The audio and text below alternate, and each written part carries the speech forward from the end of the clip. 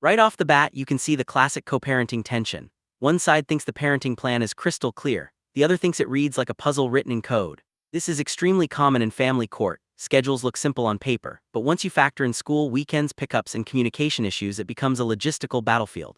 What do you think? Should parenting plans be simplified into week on, week off to avoid this confusion? Mr. Andrews, and it's our request that the court adopt the recommendations as the orders of the court.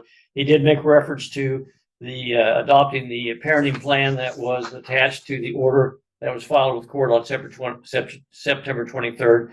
We ask that that be followed as well, Your Honor. We're pleased with the schedule. The parties are communicating by our family wizard now. It's our hope that once this is settled, that the parties will work together in Larry's best interest. That'll be our obligation and our attempt to do so, Your Honor. Very well, Mr. Blanchard. I understand your position. Jordan? What the Guardian ad litem typed up didn't quite make sense to me because it said from Mondays to Wednesdays, something about those days being one or the others, but then also the other party gets her on Wednesdays and Fridays, and then something about the weekend. I'd just like for that to be clarified on what that schedule would actually look like. Your Honor, I'm happy to do that, or perhaps Mr. Andrews would want to clarify that. Either way is fine. Here's something interesting. Mr. Andrews is laying out this schedule like it's a smooth, easy rotation. But pay attention, this is a lot of transitions for a young child. Courts usually aim to reduce back and forth to limit emotional strain. So why did the Guardian lean toward this model? Because consistency, not simplicity, is the priority. If a routine is predictable, even if it's hectic, kids often adapt better than adults expect. Okay. I'm happy to do it, Your Honor. All right. Yes. Yes, my understanding, and of course, because Mr. Andrews and I work in this every day, it would be that mom would get every Monday and Tuesday, Monday starting at 3 o'clock or after school until Wednesday at 3 o'clock or after school.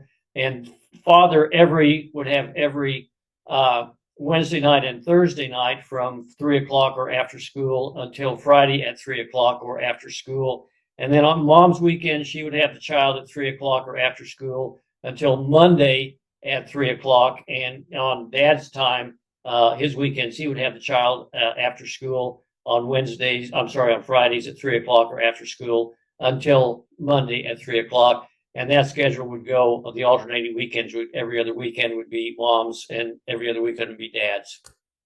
Jordan, I don't see that there's any real crossover. It does appear that each part of the week is set aside specifically to an individual parent.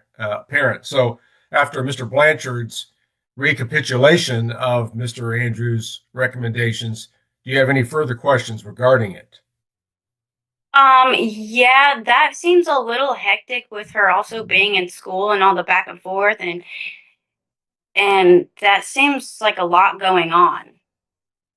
And we have to make sure that we keep track of all of each other's stuff to get it back and forth to where it belongs at the right house. And that's already a lot as is for the Mondays and Wednesdays. Why did you not consider a week-to-week plan, Mr. Andrews? This is a big moment. The judge straight up asks why a week on, week off schedule wasn't recommended, which is usually the go-to for smoother transitions. Andrews' answer reveals the core strategy. Shorter periods mean neither parent goes long stretches without contact. This is a subtle tug-of-war between stability and parental reassurance. Courts see parental fear of losing connection all the time, and this solution tries to soothe both sides. Your Honor, I know that was what the father was recommending. Frankly, I felt like that was a lot of time away from each parent, and I wasn't trying to make, even though I didn't give a lot of credence, I think, to some of the more extreme concerns that both parents were leveling, I guess, towards the other. I felt like a more frequent back and forth would maybe be beneficial towards alleviating some of those concerns that they would be able to see the child, make sure the child was okay, after the other parent's parenting time. And given the fact that Mr. Matlock was already receiving Wednesday overnight to Thursday mornings, and then every other weekend. It seemed like it would just be a natural progression for his parent time to go Wednesday night through the weekend or Friday evening, and that Ms. Martin would continue to receive the Mondays and Tuesdays through Wednesday, or Monday evening through Tuesday, or Wednesday evening that she's already receiving. Mr. Andrews, was the young age of this child a factor in that decision as well? Um, I, I think that I'm a little bit more open to the longer periods of time for older children, but with younger children, again, to be honest, in my personal practice, I usually start out with the recommendation of a rotating 223 because that really minimizes the amount of time that the child is away from a parent. But in this particular case, I thought that that may be too much back and forth, too much to keep track of. And again, with the way that the temporary parenting plan was already set up, it just seemed like a static 223 where it was always Monday, Tuesday with one parent, always Wednesday, Thursday with the other. And again, in this case, where Mr. Matlock was already receiving Wednesday overnight to Thursday morning, it just made a lot of sense, even though it results in kind of a 5 days in a row with one parent if they have the weekend.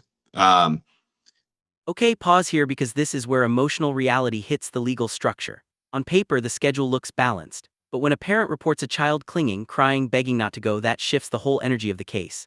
The court has to determine, is this genuine distress, normal separation anxiety, or conflict fueled by household tension? These moments are exactly why parenting plans get revisited months later. It's still, I think that given Lyric's young age, as long as it is a schedule that is the same, it's a reliable schedule, she will be, in my opinion, children that age, as long as they know it's a routine, this is the routine, this is where I'm going to be at as they get older, then they don't have any ill effects from back and forth. It's when they don't know any given day of the week where they're supposed to be because there's no routine. It's up in chaos. I think that they have that problem. All right. Ms. Martin, any additional remarks from you? Yeah, wouldn't say that she's adjusting any better to the overnight stays. If I'm still having to pull her off every time, the only time she transitions well is when Henry comes to my house and he picks her up and I put her in his car. Any other time, if I have to go over to his house to drop off clothes or drop her off in general, I have to pull her off of me and she's screaming, crying, saying she doesn't want to go. And that to me doesn't seem like adjustment. That seems like it's going to cause issues for her in the future. May I respond, Your Honor? You may. Yeah. Your Honor, my concern is this, and reading Mr. Andrews' report and the statements made to him by Ms. Martin, that he didn't give a lot of credibility to what she was saying. This is not the experience that my client has had. So we think that the schedule, as Mr. Andrews succinctly put it, is that it was more easy to follow on a Tuesday, Thursday over, and then the weekend, every other weekend. And that's what they'd like to do. I think the rotating 223 schedule is really confusing for a child and confusing for parents. So we think the recommendation is soundly based, and we'd like to see it followed, adopted and followed. The court also believes, after review of the entirety of the report and the file in this case, that this parenting plan is currently in the best interest of this minor child, and the court will adopt Mr. Andrews' guardian ad litem recommendations in their entirety, finding that it is a sound parenting plan, which has been suggested to this court. And I do understand the mother's concern. It is a valid one. However, I think this is something that is worth attempting. And I think it would be incumbent upon a parent to show, after a considerable period of time that this parenting plan has been in effect, to show why the plan is not in the best interest of the minor child. It is not the view of this court that it should block its implementation at this point. I think it needs to be tried. And if there's adaptations that need to be made consistently with the best interest of the child, that can always be done in the future. But for now, the court will adopt Mr. Andrews' recommendations as the orders of the court in regards to a parenting plan. I'm going to place the responsibility of drafting of what I'm going to entitle or a shared custody decree on Mr. Blanchard. And there it is, the judge makes the call. Notice the wording, worth attempting. That's legal speak for, we're going to try this, and if it crashes, come back with evidence. Courts rarely block a guardian's recommendation unless it's clearly harmful. So while the mother's concerns are valid, the judge is prioritizing structure and routine first. This is a classic family court move: test the plan and review outcomes later. I think this will have an impact on child support, will it not, Mr. Blanchard? It will, Your Honor. And I had one pay stub from Ms. Martin. I have provided her with 4 pay stubs for my client. She has been claiming the child each year. If that would continue, it would make actually, again, if they'd share the expenses, that would be fine. If she's going to pay the direct expenses, I can do a child support calculation either way. I know that Ms. Jordan said that she has ceased to work, but she does have the capacity and capability to work, and she has a pay stub which would show what she earns. I'm going to, with court's permission, submit a worksheet, and if she wants to claim the child each year, then there's probably going to be no child support obligation. If they alternate the exemption each year, it would be $50 a month based on my calculations for Mr.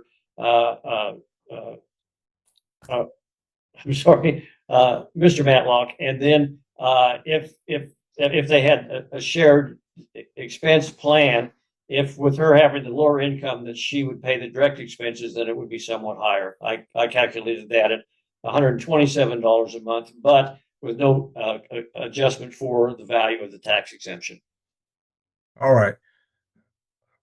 Blanchard, I want to make sure I understand what income figure for the mother would be used.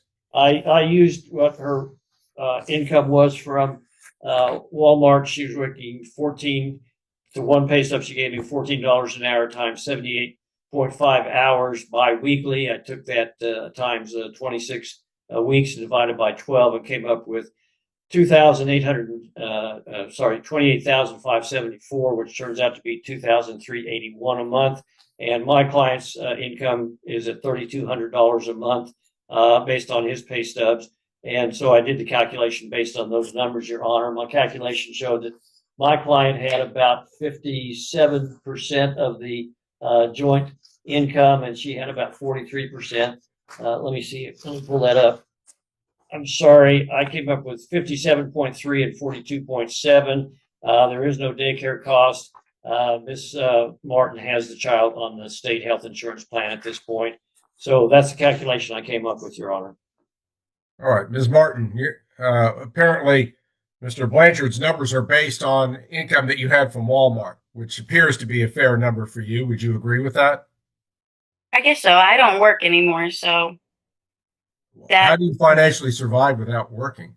well, my boyfriend, Okay. he works and he's taking over the bills since I'm not working anymore and all that. All right. Your Honor, per the guidelines and based on her recent income, I simply imputed that amount to her as what she's capable of earning.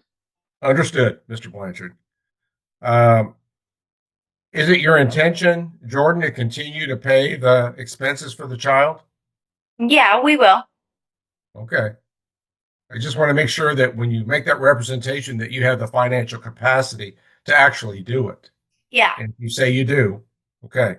I think that gives you some direction, Mr. Blanchard. And Yes.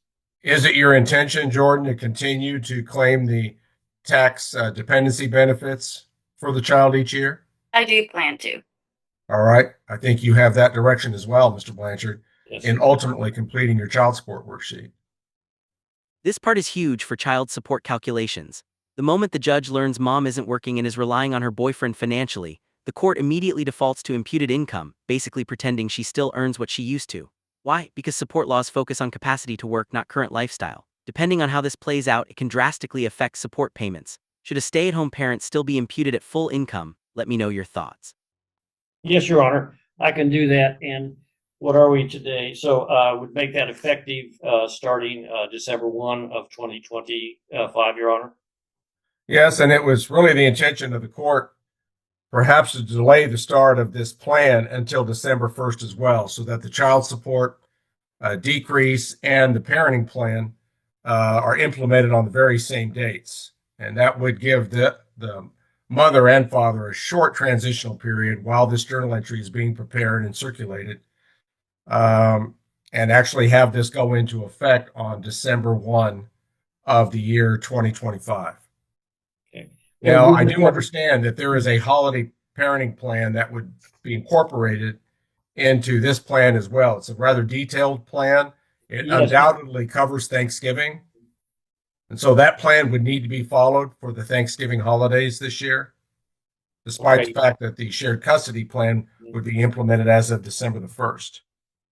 Furthermore, if you're going to use exact language, and I would prefer to the extent possible that you do, Mr. Blanchard, when you're incorporating the guardian ad litem's recommendations, he uses the term in paragraphs A, B, and C, should. I'd ask you to change that to shall. Yes, Your Honor. These now become court orders rather than recommendations. So I think it's important to change that one term in his text. As to the recommendation, Your Honor, I can attach the recommendation, but I thought I would go ahead and explain it a little more fully in the order as well. Is that okay? Or we just I don't want the guardian ad litem recommendations attached. Okay, thank you, Your Honor. He's got a relatively short actual recommendation section. That should be incorporated as much as you can, word for word, with that one change I ordered. But I really don't want the report becoming part of the order. Okay, thank you, Your Honor. Okay. And I do want all current parenting orders, visitation plans, holiday plans, other standard clauses incorporated into one order. Okay. Mr. Blanchard. In one order, okay, I'll file a separate parenting plan. And also the parties were ordered and have been communicating by our family wizard. I want to include that in the order as well, Your Honor. Indeed, that's an existing order that the court wants carried over. If it's successful, let's maintain what's successful. I agree. And that's good communication between the parents. Okay. Thank you, Your Honor.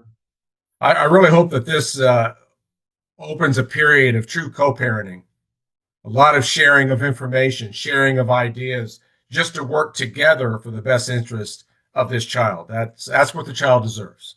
Okay. And I hope that you two can continue to work together, recognize the constitutional rights to parent on each side of this case, and then raise this little one successfully. Mr. Andrews, thank you for your work on the case. Thank you, Your Honor. Your Honor, may I ask one question, please? Yes. Every order I've had to submit it pursuant to Rule 170, and Ms. Marcus has not signed it. I don't want there to be any delay with this, so I would really strongly encourage her, based on what Mr. Andrews' recommendation is in the court's orders today, to review it and sign it and get it back to me so I can file it promptly. Ms. Martin, I think that's a reasonable expectation of Mr. Blanchard, that you'll promptly look at it. And if it reflects what we've discussed here on the record, even if you don't agree with 100% of it, if it's what we've discussed, you should sign it and send it back. Okay. Last time there was not something that was discussed. Well, it was discussed, but you declined it. And then he turned around and changed and added it and gave me an opportunity to decline it as well. But I didn't have the rights or the means to be able to decline it. Okay. That's not an accurate statement, Your Honor. Okay. Well, we're talking about moving forward from here, Jordan. So again, if it's what he sends is a fair reflection of the parenting plan and the orders which we've gone over today, then you should approve it promptly and get it back to him. I don't want delays in the implementation of the parenting plan as of December 1st. I want things to go smoothly as of that date. Yes, and I'm so sorry if there was stuff that I was supposed to be signing. I did not know that. Okay. Well, we want to make sure you're involved in this. That's the whole point. Okay. Very good. Thank you, Your Honor. Okay. If there's nothing further at this time, then the Matlock and Martin matter will currently be in recess. Good luck to the parents in the future. This meeting may be ended for all as the court is in recess. Thank you.